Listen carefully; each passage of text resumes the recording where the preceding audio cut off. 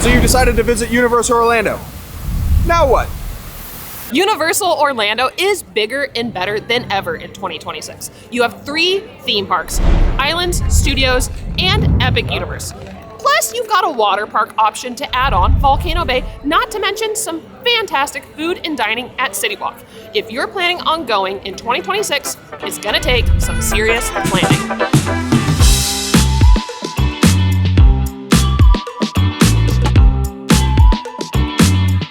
If you're a Harry Potter lover, Universal Orlando is a young witch or wizard's dream. You've got Diagon Alley over here at Universal Studios, you've got Hogsmeade and Hogwarts over at Islands of Adventure, and over at Epic Universe, you've got the brand new Wizarding World Paris Ministry of Magic. In order to take in everything that the Wizarding Worlds here at Universal Orlando have to offer, you've got to visit all 3 parks. The unique thing about Universal Orlando are all 3 parks are different in their own way. At Studios, you can truly ride the movies. The original park that started it all here in Orlando, you've got Mummy, you've got E.T., you even have Fast and Furious. There are different rides and you are inside the movies experiencing it all. Over at Islands, if you're a thrill ride junkie, that is the park for you. Hulk, Velocicoaster, Hagrid's, Forbidden Journey. There are different rides and they are all top tier roller coaster experiences or virtual experiences. And then moving over to Epic Universe, the newest park at Universal, the place is truly epic and you have to see it to believe it. We highly recommend you enjoy Epic, at least for one day on your trip. But the big question for experiencing it all is first, how do you get there?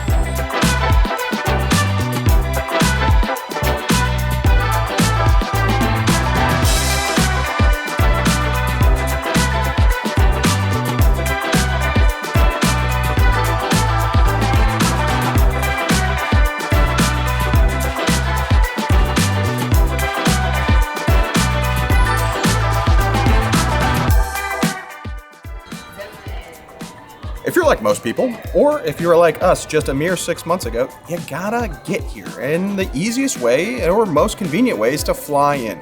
We highly recommend flying into the Orlando International Airport, or MCO. From there, once you get your bags, you've got a couple of options. How do you get to the parks? One option is to take the Superstar Shuttle, and it'll bring you right to one of the on-site hotels. You also have the option of an Uber or a Lyft. Honestly, that is the recommendation for us. They cost about the same, and an Uber or Lyft works on your schedule. Uber and Lyft are prevalent throughout the Orlando area. Very easy to get one of those Uber or Lyfts and get right to your hotel on your schedule. If you're anything like we are, as soon as that plane touches down at MCO, you're ready to be at the parks, or let's be honest, at least your hotel. It can be a long day of travel. With our experience with the Superstar Shuttle, it takes a little more time than an Uber or Lyft does. That plane touches down, you go grab your bags, then you go get checked in, and then you wait. And then after you wait and the bus shows up, you wait a little bit more because it has to hold tight to get everybody that's booked a spot for the shuttle onto the shuttle. And that can take some time. Versus the plane touched down, you grab your bags, you get an Uber or Lyft on your phone, and bam, it's ready to pick you up and take you to your hotel. You've got options either way. Neither of them are bad, but if you're trying to get from point A to point B as quick as possible, grab an Uber or Lyft. They tend to be a little bit easier and a little bit more convenient and get you where you want to go fast. If there was a significant price difference, we might feel differently, but the relative price of the Superstar Shuttle and a Lyft are pretty darn equivalent, and so I choose convenience every single time.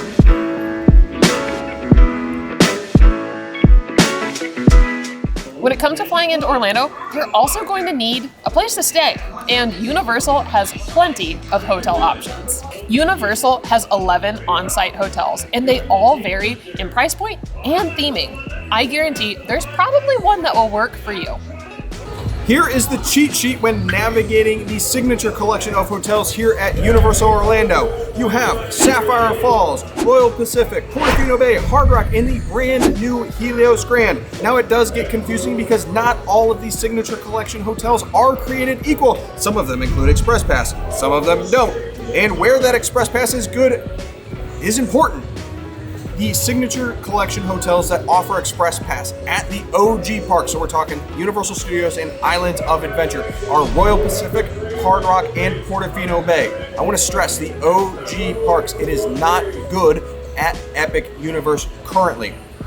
On the flip side, you also have Signature Collection hotels that don't offer Express Pass at all, and those are Sapphire Falls and the Helios Grand. They do not offer Express Pass to any park currently. Nelson, he's picking on people again. When it comes to Express Pass at the Signature hotels, you need to be aware that for those three that include it, Hard Rock, Royal Pacific, and Portofino Bay, that Express Pass is covered for everybody in the room that you're staying with. It's a fantastic deal. It is also reflected in the price. We'll dive more into Express Passes a little later in this video.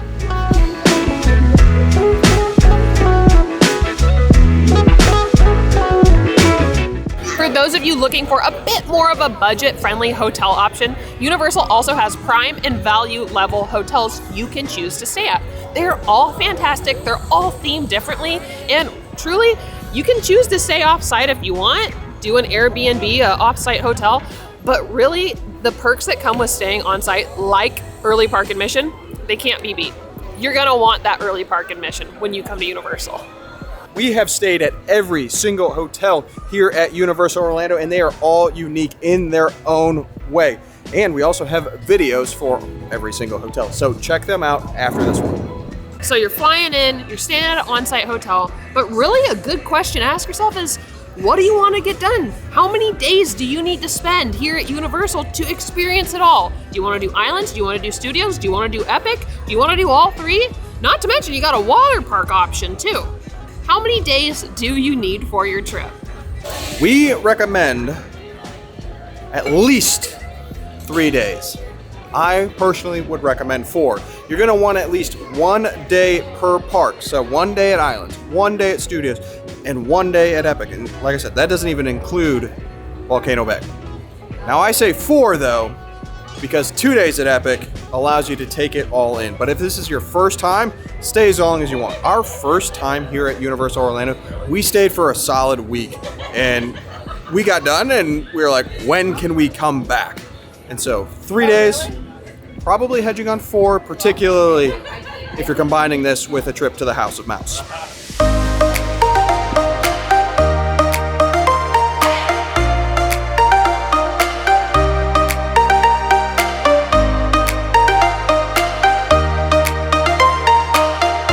This next section that we're about to talk about Get your pen and paper, baby. is where things get confusing and where you can waste a lot of money. It's arguably the most important part. With the opening of Epic Universe in 2025, Universal has made some massive ticketing changes for 2026, and you need to know about them. 2026 brings a huge change to the daytime park options. If you purchase a 3-day or more daytime ticket, you can now park hop between Universal Studios, Islands of Adventure, and Epic Universe. You can also tack on Volcano Bay to those options if you so choose. We know ticketing options can become one of the most daunting decisions of your vacation. Park-to-park tickets, single-day tickets, package tickets, annual passes. If you have any questions about tickets, let us know, put it in the comments. We are more than happy to help you out. Currently, Epic Universe is not included with the annual passes. Now, there are additional perks that do come with the annual passes. And in order to cover things appropriately, send us a message, because we would love to game plan with you to provide you the best information if you have specific questions about ticketing.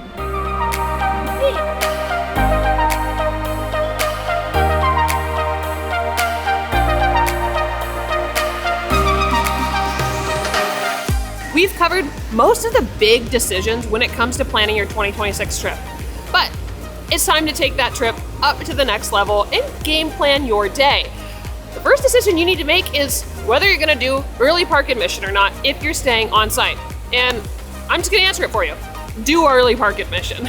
Early park admission is the #1 way to get so many things done before everyone else gets access to the park. Typically, over at the Legacy Parks, Studios and Islands, EPA takes place at Islands more often than not. However, we do provide monthly updates in our channel. So if you want to subscribe and know what's happening for the month that you're coming, do that right now. Subscribe. We'll let you know where EPA is so you can take full advantage of that 1 hour of early park admission before everyone else. Ride Hagrid's, do Velocicoaster, do it again, and get the most done before everyone else starts their day. Epic Universe and Volcano Bay do have early park admission if you're looking to beat those crowds. Get in line for Stardust, go to Dark Universe, enjoy those lower crowd levels at Epic Universe before the crowds flood in. You can also, just spitballing, get in line for Ministry of Magic. Ministry of Magic is not currently open for early park admission, but you can get in line so that you're first into that queue. Volcano Bay, if you're looking to enjoy a leisurely morning, avoid the hustle and bustle of the normal theme parks, it's a great way to enjoy a more relaxing morning. Or if you're like us and want to get on the water roller coaster and just over and over and over again, certainly take advantage. I will say, early park admission does vary, but it's an early riser's game, especially if you've had a late night and have things like HHN, a later night in the parks like during the summer. That alarm comes early if you want to get in line for early park admission. EPA is our jam. We like waking up early, we like getting in line for that rope drop, and we like taking full advantage of the amount of time that we have in the parks to do all of the rides before everybody else. But if you're not somebody that likes to wake up early, you might want to get an Express Pass. Express Pass can be a game changer if you're at Universal Orlando during one of those busy seasons.